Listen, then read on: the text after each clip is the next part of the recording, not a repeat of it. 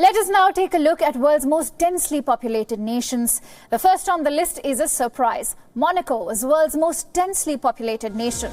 The principality, located on France's Mediterranean coast, measures just 2.2 square kilometers. But despite its tiny size, around 26,000 people are squeezed in per square kilometer.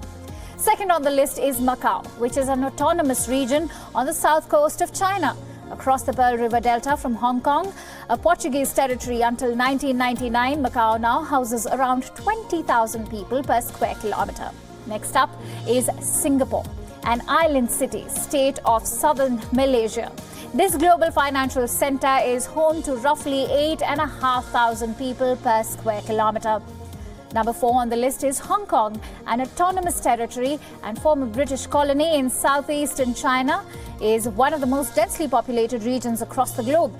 Its vibrant urban center is a major port and global financial hub with a skyscraper-studded skyline. The infrastructure of the city houses around 7,000 people per square kilometer. And finally, on the 5th position is Gibraltar, a British overseas territory and headland on Spain's south coast, which is home to around 3,500 people per square kilometer. You must be wondering how the most populous nations fare when it comes to population density.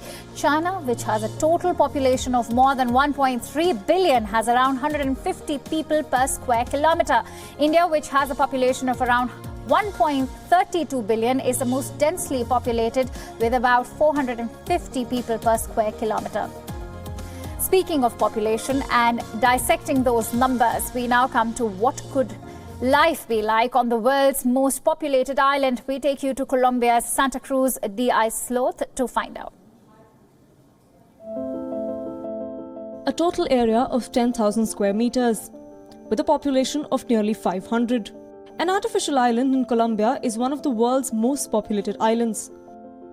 Located off the coast of Bolívar department in Colombia, the Santa Cruz de Islote has a population density of 49,300 people per square kilometer. It's barely larger than a standard football stadium and has 4 avenues and 10 blocks. To travel to any location on this island, one does not need any motorized vehicle. It takes only a 2-minute walk to go from the east to the west point of the island. With 115 houses on the island, the streets are crowded and so narrow that only one person can pass at a time. While space is indeed lacking on this tiny island, there is one thing more valuable to the local residents, and that is fresh water. The limited water resource forces residents to store rainfall. During summertime, the island has to fetch fresh water from other places. As far as power supply is concerned, the situation has gradually improved, with installed solar panels easing the pressure. Fishing and tourism is the main source of income. Every year, tens of thousands of tourists pay some $2 to visit the island. Despite the mini size of the island, it has 4 stores, 1 clinic and 1 school. The clinic can provide simple medical treatments, and school employs 12 teachers for 170 students. Senior residents are not willing to leave because this is the only place that makes them happy. On the other hand, young people are willing to go and explore the outside world and realize their life goals. But they will come back to the island to give back, helping to improve the life conditions for the future generation. The island might be small, lacking in infrastructure and facilities, but for many locals, it's their paradise. Bureau Report, WION.